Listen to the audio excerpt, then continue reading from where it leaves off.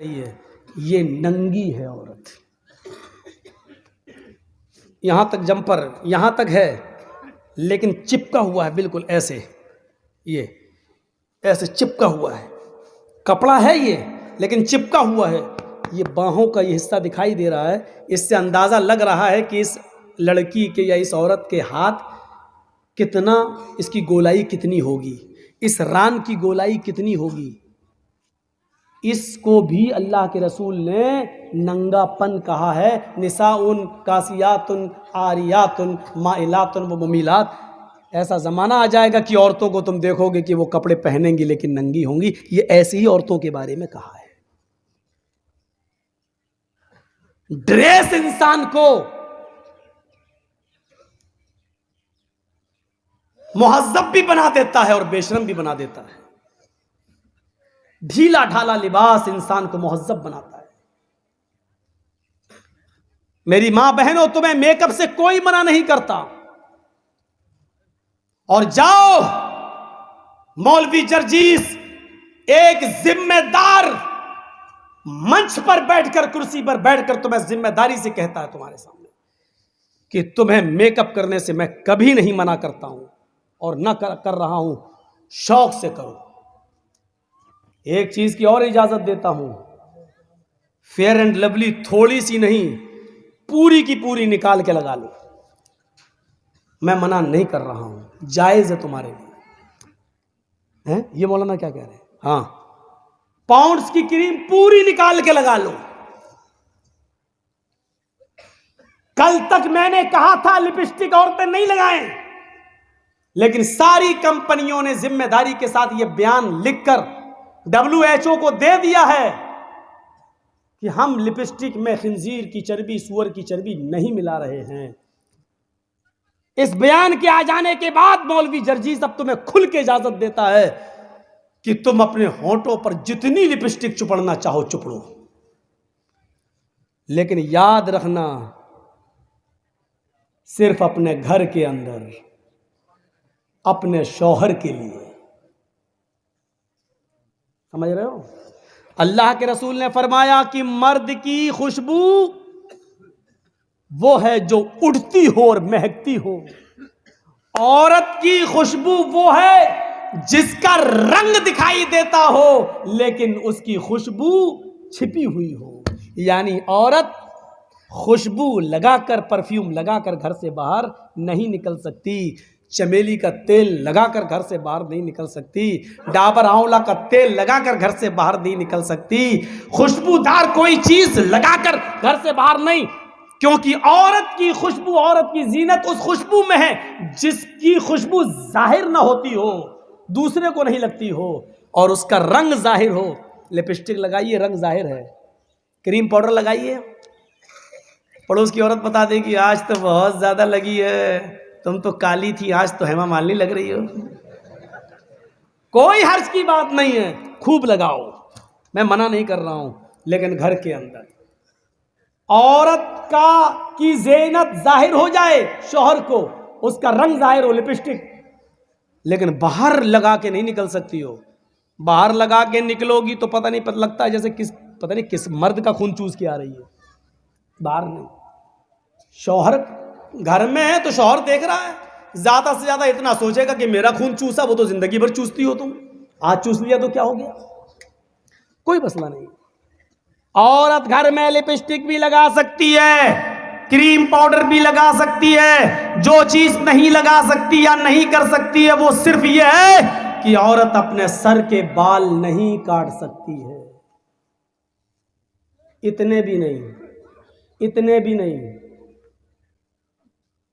औरत अगर हज करने के लिए गई है या उम्रा करने के लिए गई है तो हज और उम्रे में खाने काबा का तवाफ करने के बाद, सफा और मरवा की सई करने के बाद, जब वो हलाल होगी और ihram की हालत से निकलेगी, तब वो अपने सर के सारे बाल ऐसे, देखिए ये बाल पीछे है ना, पीछे, तो वो ऐसे ऐसे करके सारे बालों को आगे कर लेगी औरत, ऐसे करके यहां आगे, और आगे बाल करके एक उंगल अपने लपेटेगी ऐसे नीचे से, एक उंगल बस यहां तक लपेट जाए ऐसे करके ये बस इतना, और इस उंगली में जितने भी बाल लिपट जाएंगे उसके पीछे से ऐसे करेंगे, और नीचे से 1 उंगल बाल, इतने वहां से उसको काट दिया जाएगा, इतना बस। हज के मैदान में सफा मरवा के चक्कर के बाद भी औरत को 1 उंगल से ज्यादा बाल काटने की इजाजत मोहम्मद रसूलुल्लाह ने नहीं दी है। कैसे माँ बाप हो, कैसे सरप्रस्त हो जो अपनी बेटियों को ब्यूटी पार्लर पर जाकर खुलेआम आधे आधे सर के बाल काटने की इजाजत दे रहे हो। हराम है औरतों का अपने सर के बालों को काटना। नकली बाल लगाना यह भी हराम है, जिसको हम कह सकते हैं विग इस्तेमाल करना भी हराम है औरत की। कुछ मौलाना लोग बाल को काटने की इजाज़त देते हैं, क्या कहते हैं, अल्लाह के रसूल सल्लल्लाहु अलैहि वसल्लम की बीवियों ने, कुछ बीवियों ने भी अपने सर के बाल कटाए थे, बेशक कटाए थे। मौलवी जर्जीस इस बात को मानता है कि अल्लाह के रसूल सल्लल्लाहु अलैहि वसल्लम की कुछ बीवियों ने अपने सर के बहुत से यानी आधे से ज़्यादा आधे बाल कटाए थे।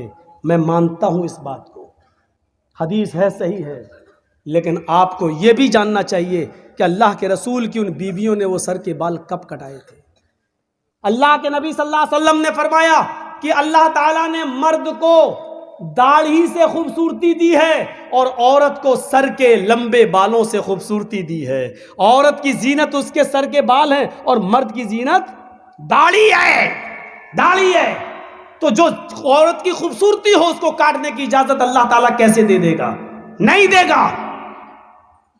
जब तक अल्लाह के नबी जिंदा रहे और इस दुनिया में बाहयात रहे, तब तक अल्लाह के नबी की किसी बीवी ने अपने सर के बाल नहीं काटे। मसला याद रखना, औरत की खूबसूरती शौहर के लिए, लंबे बाल वो शौहर के लिए रख सकती है, रखेगी, लेकिन अल्लाह के नबी के इस दुनिया से इंतकाल के बाद नबी की बीवियों ने कहा अब हमारा निकाह दूसरी जगह हो ही नहीं सकता है, क्योंकि हम दुनिया के सारे मुसलमानों की माएँ हैं और माँ किसी बेटे के साथ निकाह नहीं करती है। अब हम दुनिया में किसी भी मर्द के साथ जब निकाह नहीं कर सकते हैं, सब मेरी औलाद है, सब मेरे बेटे हैं, और अल्लाह के नबी अब जिस दुनिया में रहे नहीं, तो अब इस खूबसूरती का क्या फ़ायदा, अब इस जीनत का क्या फ़ायदा? मैं बनाओ सिंगार करूं तो किसके लिए करूं, ज़ेबो जीनत करूं तो किसके लिए करूं? ये सोच कर उन्होंने अपनी जीनत को ख़त्म करने के लिए, अपना बनाओ सिंगार को ख़त्म करने के लिए उनके सर के बाल उन्होंने कटाए।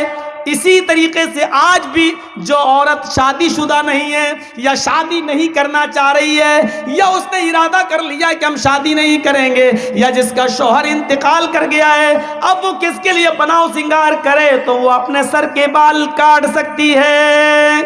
ज़ेबो जीनत वो किसी के लिए इख्तियार न करे, वो कर सकती है, लेकिन अगर उसका इरादा ये है अभी नहीं, अभी तो मेरे शौहर का इंतकाल हुआ है, 2-4 साल के बाद मैं दूसरा निकाह कर लूंगी, तो फिर निकाह का इरादा हो तो फिर वो सर के बाल नहीं काट सकती है। औरत के लिए सर के बाल काटना जायज नहीं है, विग लगाना जायज नहीं है, नकली बाल जोड़ना जायज नहीं है। अपने सर के लंबे बालों की चोटी बना सकती है, उसकी चोटी बनाना जायज है, लेकिन माफ कीजिएगा, सर के सारे बाल को इकट्ठा करके गोल बनाकर अपने सर पर रख लेना ये जायज नहीं है।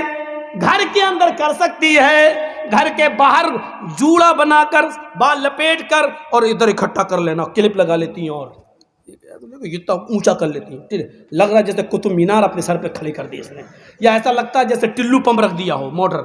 ये जायज नहीं है। लेकिन हाँ, अपने घर के अंदर है, गर्मी लगती है औरतों को, क्या करें, घर के अंदर ठीक है, शौहर के लिए ठीक है, लेकिन घर के बाहर जा रही है तो फिर वो जूड़ा अपने सर के सारे बाल सर पर एक जगह इकट्ठा करके क्लिप लगा के नहीं जा सकती है।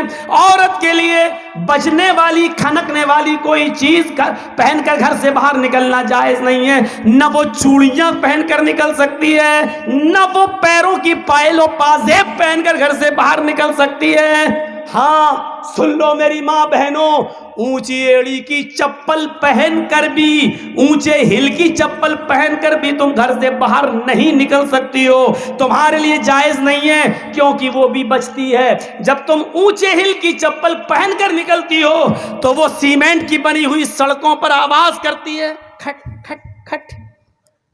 वो इधर आवाज करती है खट खट खट, उधर नौजवानों के दिल धड़कते हैं धक धक धक। सुनना पड़ेगा, ये बेहयाई तुम्हारी तरफ से आ रही है। बचने वाली कोई भी चीज औरत घर से बाहर पहन कर नहीं निकल सकती है। हाँ, ये वह अहसनत फरजहा, अपनी शर्मगाह की हिफाजत करो, यानी मोटा लिबास पहनो, अच्छा लिबास पहनो, जिस्म का कोई हिस्सा नुमाया नहीं होना चाहिए, और शर्मगाह की हिफाजत शौहर के अलावा कहीं और नहीं। और चौथी चीज वह अताअत बालहा, और अपने शौहर की इताअत करो, अपने शौहर की फर्मा बरदारी करो, अपने शौहर की इताअत करो, उसमें कमी नहीं होनी चाहिए शौहर की इताअत में। एक और मसला बता दो, शौहर की इताअत में कमी नहीं होनी चाहिए, लेकिन शौहर को भी नहीं चाहिए कि वो जबरदस्ती अपनी बीवी से कहे ये मेरे कपड़े हैं, चलो ठीक है तुम्हारे कपड़े धो देगी, ये मेरी माँ के कपड़े हैं इसको भी धुलो, ये मेरे बाप के कपड़े हैं इसको भी धुलो, ये मेरी बहन के कपड़े हैं, नंद तुम्हारी नंद, इसके भी धुल दो। आप ये जबरदस्ती नहीं कर सकते हैं, आपकी बीवी है, वो नौकरानी नहीं है। प्यार से चाहो तो सब कुछ काम ले सकते हो। देखो मेरी भी, तुम तो जानती हो मेरी माँ का मेरे अलावा कोई नहीं है। ऐसा है ना कि मेरी माँ तुम्हारी माँ जैसी है, तुम्हारी माँ कभी बीमार होगी तो हम भी उसको ले जाएंगे। प्यार से तुम जो काम लेना चाहो ले लो, लेकिन शरीयत का हुक्म नहीं है कि वो तुम्हारे बाप के कपड़े धोए, तुम्हारी माँ के कपड़े धोए। शरीयत का तो ये भी हुक्म नहीं है कि वो तुम्हारे बच्चे को दूध पिलाए। बच्चा तुम्हारा है, दूध पिलाती है तो ये उसका रहमो करम है। अगर वो दूध पिलाने की उजरत और पैसा मांगे तो तुम्हें देना पड़ेगा। हाँ मौलाना साहब ये मत बताओ, क्यों डर लग रहा है, क्यों? अरे आप तो बड़े बहादुर हो, आप तो भिखमंगनी गाड़ी पर जो मिली है यामा और हीरो होंडा, उस पर साड़ी पहनाकर नई नवेली और उल्टा बीवी को मोटरसाइकिल पे बिठा के चलते हो, लिपस्टिक लगवा के और दिखाते हो कि देखो ये मेरी बीवी माशाल्लाह कितनी खूबसूरत है देखो, और बाद में चर्चे होते रहे फला की बीवी कितनी खूबसूरत। ये तो तुमने दिन दिखाए हैं ना, तुमने ये दिन दिखाए हैं। अब वो शादियों में अच्छे कपड़े पहन के जा रही है तो तुम्हें बुरा क्यों लग रहा है? लेके तो तुम गए हो। मेरी बहनों एक नसीहत तुम्हारे लिए भी सुनो। अक्सर शिकायतें सुनने में आती है, क्या मेरा शौहर 12 बजे रात में घर आता है, मेरा शौहर 1 बजे रात में घर आता है। हाँ बहुत गलत करता है, नहीं आना चाहिए। लेकिन एक बात सुन ले, तुम्हारे लिए कह रहा हूं मेरी माँ बहनों, जो औरत अपने घर में अपने शौहर के लिए बन सवर कर नहीं रहती है, मगरिब की अजान के बाद अच्छा कपड़ा नहीं पहनती है, ज़ेबो ज़ीनत अख्तियार नहीं करती है, मेकअप अच्छा नहीं करती है, अपने जिस्म पर खुशबू नहीं लगाती है, अच्छे कपड़े नहीं पहनती है, अपने शौहर के लिए बन सवर कर तैयार नहीं होती है, अगर ऐसा नहीं करती है तो उस औरत को यह कहने का और इस शिकायत का कोई अधिकार नहीं है, कोई हक नहीं है कि वो 12 बजे आता और 1 बजे आता है। क्या करेगा कि तुम्हारे पसीने की बदबू सूंघेगा? क्या करेगा आके वो तुम्हारे लिए? मगरिब के बाद तुम्हारे घर में बैठ के क्या करेगा? तुम्हारी लंतरानी सुनेगा वो? हाँ तुम्हें शिकायत का पूरा हक है। जब मगरिब के बाद मुंह हाथ धुलकर मेकअप करके लिपस्टिक लगा के क्रीम पाउडर लगा के नहीं चुपड़ के अच्छे कपड़े पहनकर तुम रेडी रहो और अपने शौहर को 10 बार फोन करो, कहाँ हो, जल्दी आओ ना, मैं सो जाऊंगी फिर आओगे। 10 बार फोन करो, बुलाओ, फिर तुम्हें शिकायत का हक है कि मेरा शौहर मेरे पास नहीं आता है। रहोगी घर में भंगन बनकर, फिर वो आएगा रात के, क्या करेगा वो आकर? फिर तो वो उसी ऑफिस वाली के पास बैठेगा जिस ऑफिस में उसके साथ काम करता है। क्योंकि वो उसके लिए बंधन कर बैठी हुई है। अगर रात में कोई शौहर 1 और 2 बजे तुम्हारे घर आ रहा है तो इसकी जिम्मेदार भी तुम हो। तुमने कैसे उसको इतनी आज़ादी दी है? तुम्हारे प्यार में कोई कमी ज़रूर है, तुम्हारे मेकअप और ज़ेब व ज़ीनत में कोई कमी ज़रूर रह गई है, वरना वो मगरिब के बाद घर छोड़ के जाता कैसे है, समझ में नहीं आता। इताअत, वरना इतना बड़ा हक, बुरा मत मानिएगा। अल्लाह के नबी सल्लल्लाहु अलैहि वसल्लम ने औरत को इतना हुक्म दिया है कि शौहर की इताअत इतना करेगी कि अगर शौहर अपनी बीवी को अपनी किसी ख़ास ज़रूरत के तहत बुला रहा है, दिन भर ऑफिस में काम करके थका हुआ आया है, उसने शादी इसलिए की है ताकि उसको सुकून हासिल हो ले, तस्कुनू इलैहा, तुम्हारी बीवियाँ तुम्हारी सुकून का ज़रिया हैं। जब बीवी से सुकून ही न मिले तो कहाँ जाए वो, इसलिए फरमाया आए अल्लाह की बंदियों, अल्लाह के नबी कहते हैं मेरी मोमिना औरतों कान के पर्दे खोल कर सुनो, तुम्हारा शौहर अगर तुम्हें अपनी ख़ास ज़रूरत के लिए तुम्हें बुला रहा है, रात के किसी भी हिस्से में तुम्हें बुला रहा है या दिन के किसी भी हिस्से में तुम्हें बुला रहा है, तो तुम्हें इनकार नहीं करना चाहिए, इनकार नहीं करना चाहिए, तुम्हें अपनी शौहर की फौरन बात मानना चाहिए। यहाँ तक कि अल्लाह के नबी ने कहा अला क़तबिन, अगर तुम ऊंट के कजावे पर भी बैठी हो तब भी तुम्हें आना पड़ेगा। ऊंट का कजावा तुम्हें समझ में नहीं आएगा।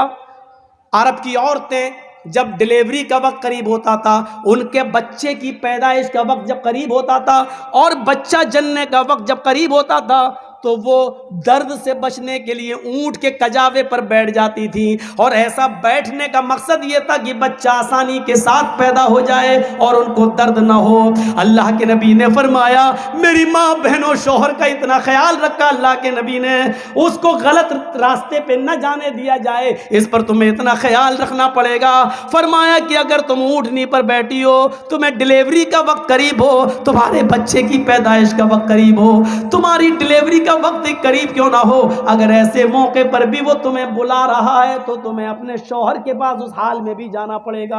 हालांकि ये एक मकसद है बताने का, यानी इतना बड़ा मकाम है, लेकिन इतना बड़ा जालिम कोई शौहर नहीं होगा जो अपनी बीवी को इस हाल में बुलाएगा कि बच्चा पैदा होने वाला और हम इसको इस हाल। इतना जालिम नहीं होता कोई मर्द, इतना जालिम नहीं होता है। लेकिन एक मर्द की अहमियत बताई है कि देखो वो दिन भर थका मारा आया है, वो बाहर उसने हजारों किस्म की लड़कियों को देखा है, उसका दिल बहक भी सकता है, फिसल भी सकता है, इसलिए उसको सबसे ज़्यादा घर आने के बाद तुम्हारे सुकून की ज़रूरत है। सुनो मेरी, अल्लाह के नबी ने फरमाया सुनो अल्लाह की बंदियो, तुम्हारा शौहर अगर तुम्हें इस हाल में बुलाता है कि तुम चूल्हे पर बैठी हो, रोटी पका रही हो, तब भी तुम्हें सब कुछ छोड़ के आना पड़ेगा। रोटी जलती है तो जल जाए, हांडी में गोश्त पकता है, जलता तो जल जाए, जल्दी से गैस चूल्हा बंद करो और अपने शौहर के पास जाओ, फौरन तुम्हें उसका हुक्म मानना पड़ेगा। हालांकि इतना बड़ा जालिम भी कोई नहीं होगा जो ये कहेगा कि रोटी छोड़ के आ, इतना बड़ा जालिम भी कोई नहीं होगा।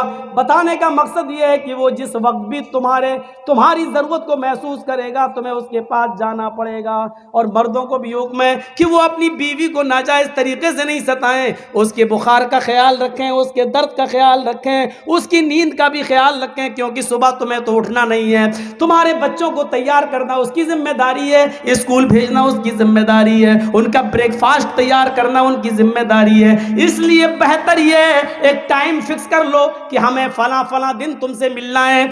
चलिए, ये कोई जरूरी नहीं है, इसमें तो मियाँ बीवी के हुकूक में ये कोई चीज नहीं होती। जब दोनों का मूड हो जाए तो आदमी आगे बढ़ ही जाता है। इस शरीयत में इसकी कोई मुमानियत नहीं है। लोग कहते हैं दिन में नहीं करना चाहिए, लड़का अंधा पैदा होगा।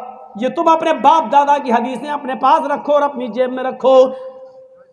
अल्लाह के रसूल ने तो औरत को हुक्म दिया है कि नफली रोज़ा तुम अपने शौहर की इजाज़त के बगैर नहीं रख सकती हो सकता है कि दिन में तुम्हारे शौहर को तुम्हारी ज़रूरत पड़ जाए और तुम कह दो मैं रोज़े से हूँ, और उसके दिल में आग लग जाए, फिर वो गलत रास्ते तलाश करता फिरे।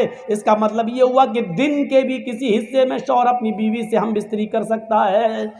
कल ये ना हो चाहे कि होटलों में बैठ के मौलाना बड़ा बदतमीज़ था, कैसी कैसी बातें कर गया। ये दीन का एक हिस्सा थी, मैं बता रहा हूँ।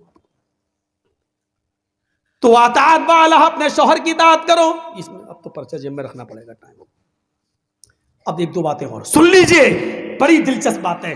तो 4 चीज़ें हो गई, 5 वक्त की नमाज पढ़ती हो, रमज़ान के पूरे रोज़े रखती हो, अपनी सतर की और शर्मगाह की हिफाजत करती हो और अपनी शौहर की इताअत और फरमाबरदारी करती हो। ये 4 काम जो औरत कर ले क्या होगा? फल तदखुल मिन अय्यि अब्वाबिल जन्नति शाद, ये जन्नत के जिस दरवाजे से दाखिल होना चाहे हो जाए, अल्लाह के फरिश्ते खड़े होंगे, है औरत 8 दरवाजे खुले, जा जिस दरवाजे से जाना चाहे चली जा। ये है औरत को जन्नत का सर्टिफिकेट। एक दूसरी हदीस में अल्लाह के नबी ने फरमाया, जिसकी 3 बेटियां होंगी या 3 बहनें होंगी, बहनें यानी बाप का इंतकाल हो गया तो बहनों का जिम्मेदार भी अब भाई हो गया ना, तो जिसकी 3 बेटियां या जिसकी 3 बहनें हो और बाप का इंतकाल हो गया हो और बहनें उसकी निगरानी में हो, तो जिसकी 3 बेटियां या 3 बहनें हो और उसने उनको पढ़ाया हो, लिखाया हो, अच्छा अदब सिखाया हो और अच्छी तालीम दी हो और उसके बाद उन तीनों का निकाह कर दिया हो, उन तीनों की शादी करा दी हो, दीनदार घराने में उनका घर बसवा दिया हो, तो उन तीनों का निकाह करा के उनका घर बसाने वाला, उन बहनों और बेटियों का घर बसाने वाला जन्नत में मेरा पड़ोसी बनकर रहेगा। कहाँ रहेगा? जन्नत में मेरा पड़ोसी बनकर रहेगा।